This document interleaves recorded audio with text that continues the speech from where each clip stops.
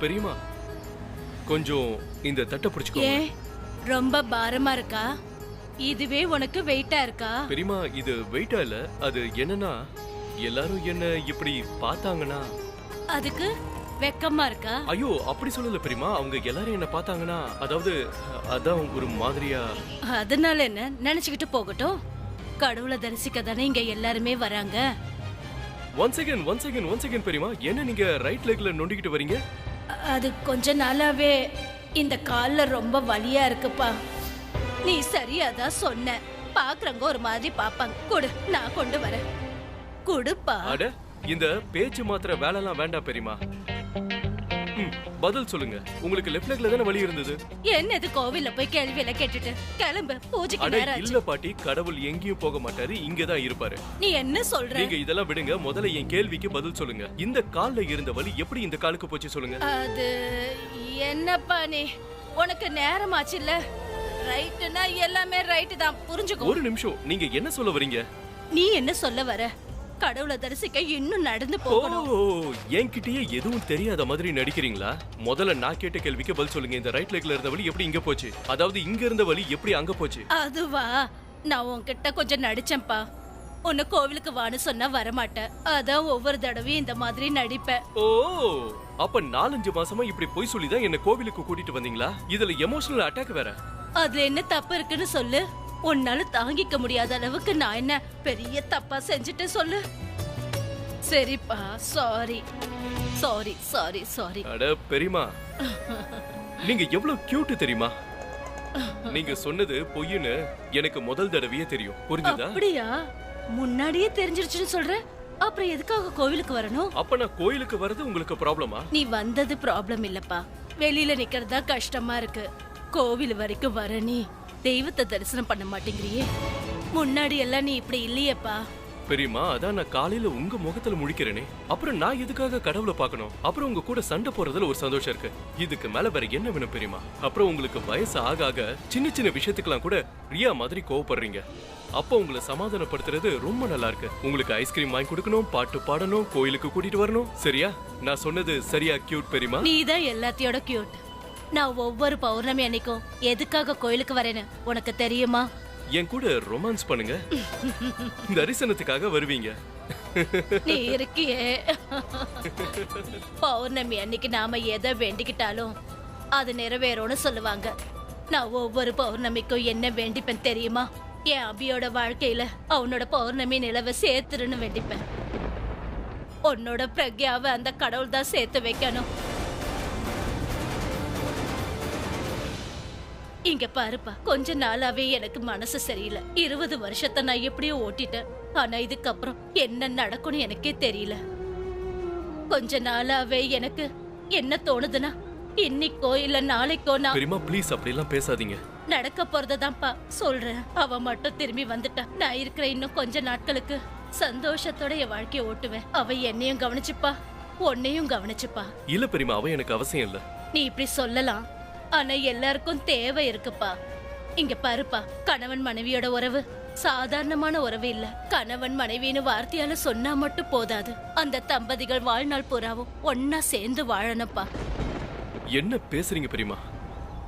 அவ இல்லாம இந்த 20 வருஷம் நான் வாழலையா? நீ வாழலப்பா, நாட்களை ஓட்டி இருக்க.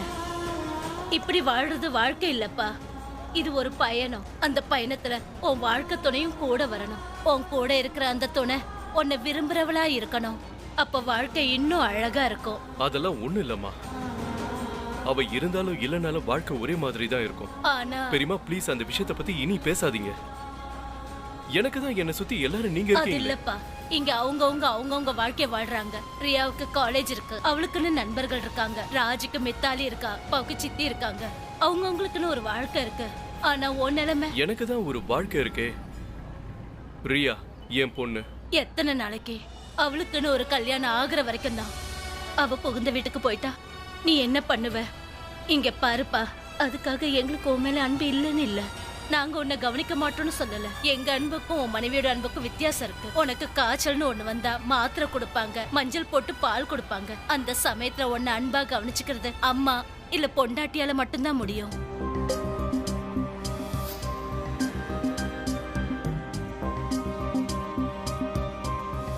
அப்புறம் இதெல்லாம் பிரக்யாவால மட்டும்தான் முடியும். பெரியமா, எனக்கு ஆபீஸ்க்கு டைம் ஆயிடுச்சு. சீக்கிரமா சாமியை கும்பிட்டுட்டு வாங்க, அப்புறம் உங்களை வீட்டுல டிராப் பண்ணிட்டு போறேன்.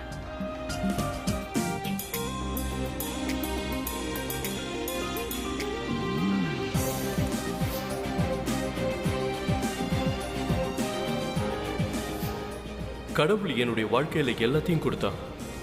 கடவுள் என் வாழ்க்கையில கொடுத்த வாழ்க்கை துணைய என்கிட்ட இருந்து பிரிச்சுட்டான்.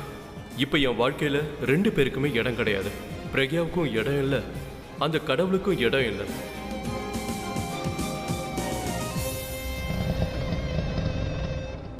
என்னாச்சு மேடம்? கேஸ் தீந்து போச்சுன்னு நினைக்கிறேன். அது எப்படிங்க தீந்து போகும்? மேடம், காலையில இருந்து வண்டி ஓட்டிட்டு இருக்கிறேன். பாதி கேஸ் டிராஃபிக்லயே காலியா போயிடுது. நீங்க வேற ஆட்டோ பிடிச்சுக்கோங்களேன் ப்ளீஸ். ஐயோ,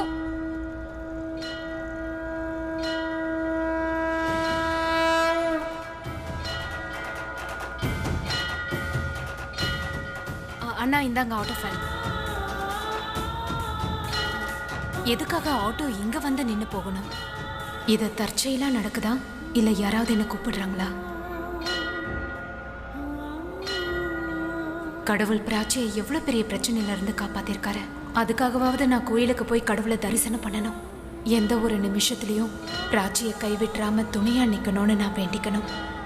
அவ மேல விழுற தப்பான பார்வையில இருந்து கடவுள் தான் அவளை காப்பாத்தணும்.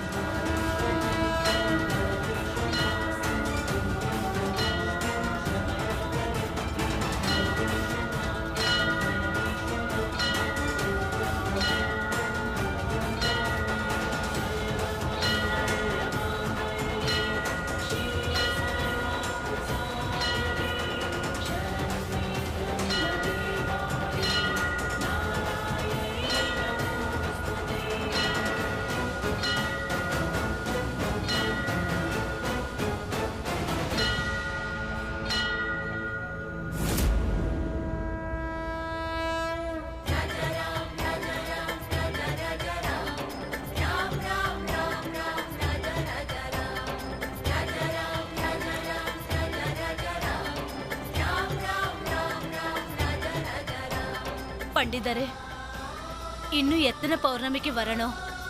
என்னோட வேண்டுதலை அவர் எப்ப நிறைவேற்றுவாரு? நான் வயசானவங்கிறது அவருக்கு தெரியாதா? அவருக்கு எல்லாம் தெரியுமா? கண்டிப்பா உங்களுடைய வேண்டுதலை நிறைவேற்றி வைப்பாருமா. ஆனா பண்டிதரை எப்ப கேட்பாரு?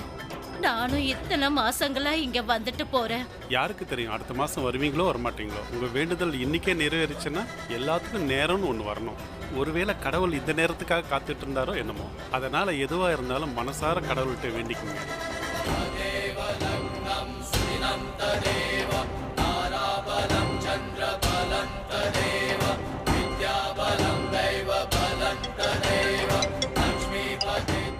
விக்ரம், நான் பெரியம்மா கூட கோயில் வரைக்கும் வந்திருக்கேன். நீ எங்க இருக்குன்னு எனக்கு தெரியாது. நான் பயங்கர கவலையா இருக்கேன். நீ சொல்லலைனாலும் பூரப்ப எல்லாமே சொல்லிட்டான். ஆனா ஸ்ட்ரெஸ் எதுக்கு? அட, இந்த மித்தினை நாம தான் கண்டுபிடிச்சோம். அவனை ராக் ஸ்டார் ஆக்கணும். இப்ப கான்செப்ட் பண்ண மாட்டேன்னு சொல்றான். என்ன? அது எப்படி முடியாதுன்னு சொல்லுவான்? நான் அவன் கிட்ட பேசுறேன். அட, எந்த பிரயோஜனம் இல்ல அபி. அவன் ஒத்துக்க மாட்டான். சரி, கவலைப்படாத விக்ரம். இன்னைக்கு ராத்திரிக்குள்ள ஒரு புது ராக் ஸ்டாரை உருவாக்குவோம். கான்செர்ட் நிச்சயமா நடக்கும். கொஞ்சம் எனக்கு டைம் கொடு. ராமா, நீங்களும் சேதியை பிரிஞ்சு வாழ்ந்தீங்க. அபியோட நிலைமை உங்களுக்கு என்னன்னு தெரியும்ல. அவனோட சேதி அவனுக்கு காட்டுங்க. அவனா உங்ககிட்ட எதுவும் வேண்ட மாட்டான். ஆனா அவனுக்கு பதிலா நான் இங்க வரேன். ஒவ்வொரு மாசமும் இங்க வரேன். என்னோட வேண்டுதலை நீங்க கேட்க மாட்டீங்களா? ராமா, அபி அவனோட சேதியோட சேர்த்து வைங்க. அவனோட 20 வருஷ வனவாசத்தை முடிச்சு வைங்க. பிரக்யா எப்படியாவது இங்க வரணும்.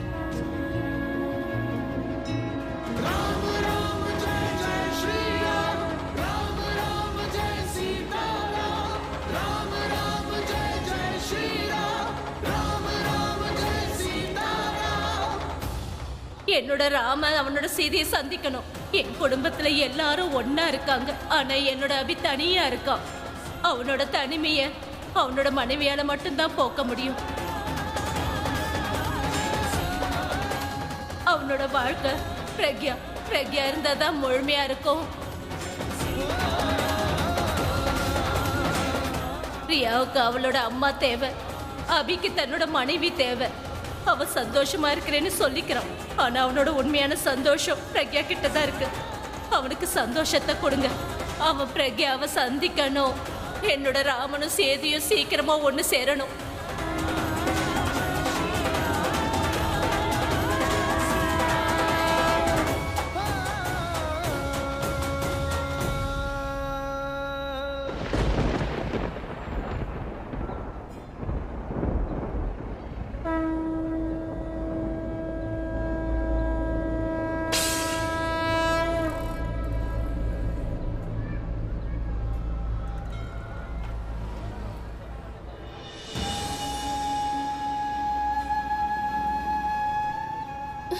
என்ன நீங்க எல்லாத்தையும் கொட்டிட்டீங்களே?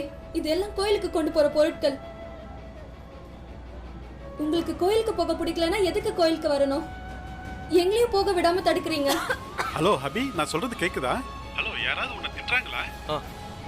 Vikram, I will call you back. நானும் உங்களை பார்த்திருக்கேன். ஒவ்வொரு பௌர்ணமி அன்னைக்கும் கோயிலுக்கு வரீங்க. ஆனா உள்ள போக மாட்டேங்கிறீங்க. எனக்கு ஒண்ணுமே புரிய மாட்டேங்குது. இவ்வளவு பெரிய பிசினஸ் மேன்லாம் எதுக்காக கோயிலுக்கு வரீங்க? கடவுள் தான் உங்களுக்கு எல்லாத்தையும் கொடுத்திருக்காரே. அதுக்கப்புறமும் எதுக்காக நீங்க கோயிலுக்கு வரீங்க? அட, என்னாச்சு? ஒண்ணு இல்ல மேடம், கோவில மூடிட போறாங்க, போய் கடவுளை தரிசனம் பண்ணுங்க, போங்க.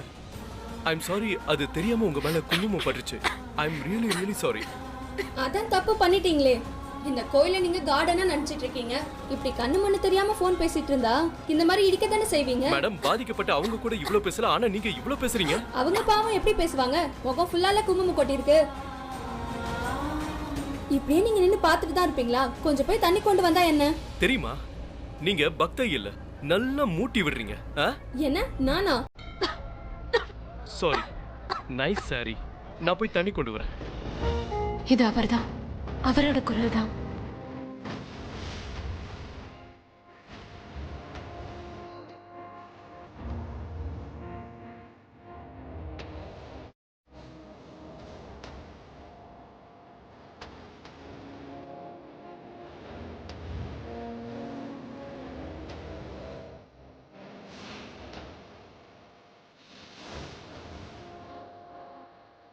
அண்ணே, தண்ணி இருக்கா?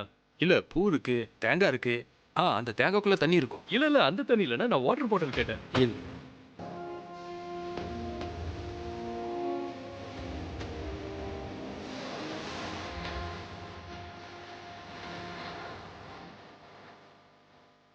எக்ஸ்கியூஸ் மீ, உங்ககிட்ட வாட்டர் பாட்டில் இருக்கா? நான் ஒருத்தங்க மேல குங்குமம் கொட்டிட்டு அதை க்ளீன் பண்ணணும். நீங்களே குங்குமத்தை பண்ணிட்டு நீங்களே அதை அனுப்பீங்களா? அது ரொம்ப பாவம். அட, அது அந்த மாதிரியான பாவம் இல்ல, அது வந்து தேங்க்யூ. கண்ணுல படல. இந்த கர்ச்சீஃப் இருக்கு, இத வச்சு வேணும்னா தொடச்சுக்கோங்க. அதிசயமா இருக்கு. இது கோவிலா இல்ல பாலைவனமா? தண்ணி கூட கிடைக்கல. தண்ணி வண்டியில இருக்குல்ல.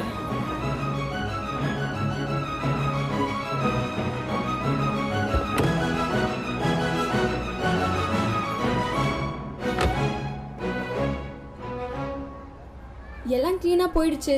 ஆனா உங்க நெத்தியில மட்டும் குங்குமம் இன்னும் இருக்கு. கொடுங்க, நான் தொடச்சு விடுறேன். இல்ல பரவாயில்ல, இருக்கட்டும், நான் பாத்துக்கிறேங்க. மது, தரிசனம் பண்ணிட்டியா? இனிமே தான் போகணும். இங்க என்ன பண்ணிட்டு இருக்க? தேங்க்யூ.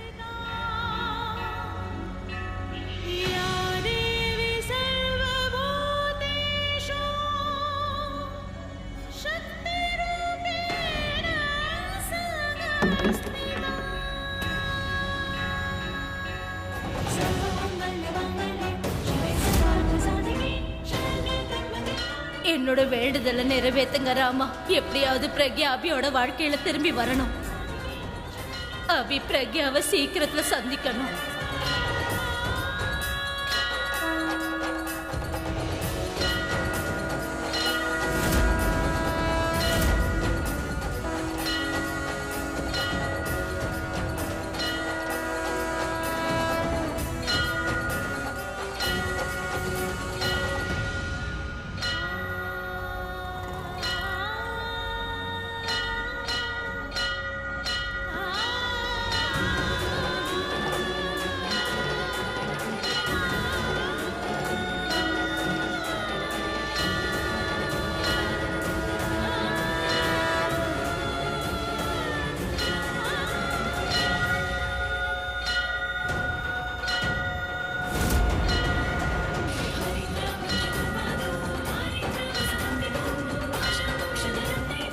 அவர் இங்கதான் இருக்காரா இல்ல எனக்கு தான் அப்படி தோணுதா?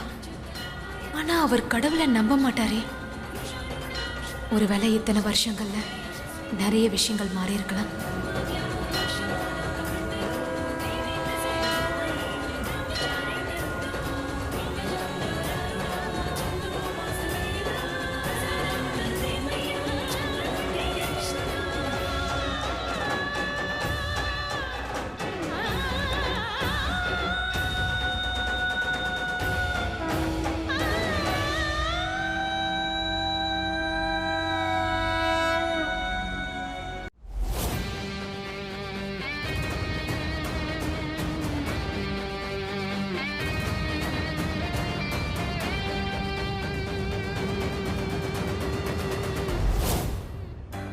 Hey, what's up? How are you? Come on, Ranbir. Let's do it.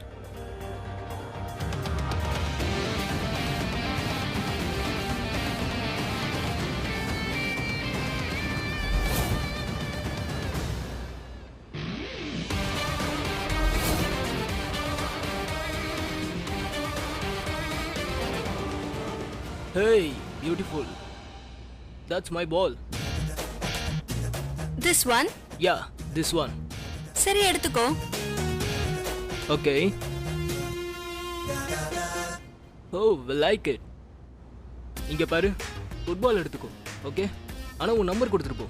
நான் இந்த ஃபுட்பால் வாங்க ஃபோன் பண்ணுவேன். ஏன் நான் உன் வீட்டு வரைக்கும் கூட வருவேன். நான் என் நம்பரை கொடுப்பேன்னு நீ எப்படி நினைக்கலாம்? ஏன்னா நமக்குள்ள ஒரு கனெக்ஷன் இருக்கு. இங்க பாரு, நீ இப்ப இங்க இருக்க, நம்மளால பேச முடியுது. இதுவே தூரமா இருந்தா நம்மளால எப்படி பேச முடியும்? பேச.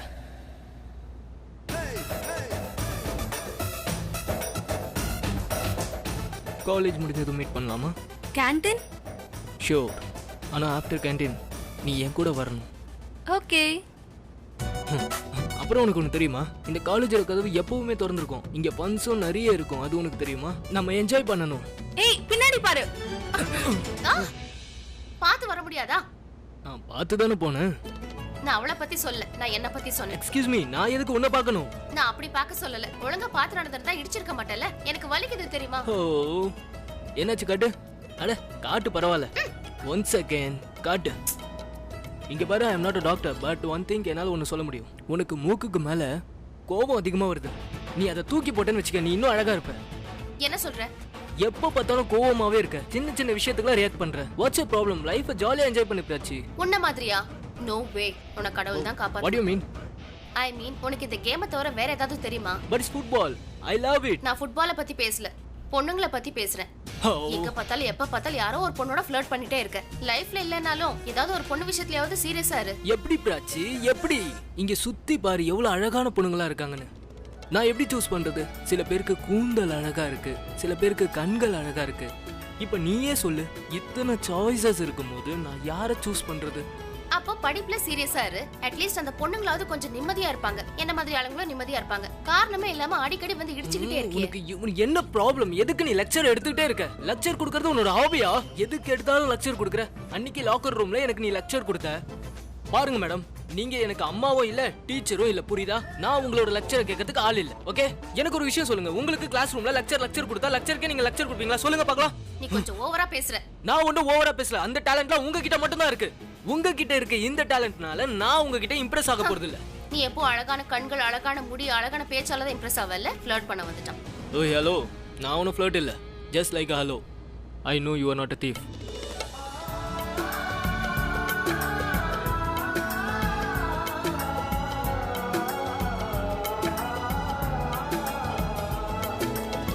இங்க பாருங்க பிராச்சி, திருடுறதுக்கு நிறைய கட்ஸ் வேணும், அதுக்கு ஈவல் மைண்ட் வேணும்.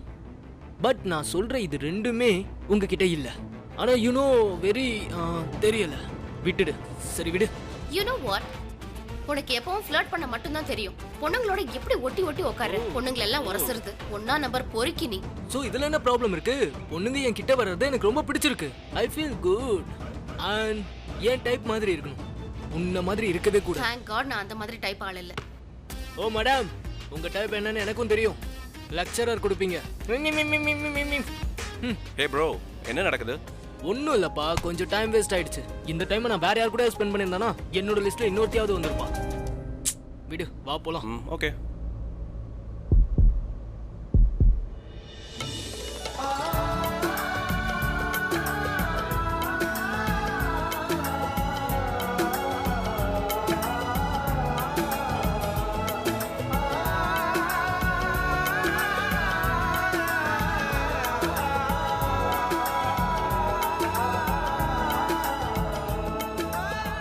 ரன்வீர், இன்னைக்கு மூவிக்கு போலாமா?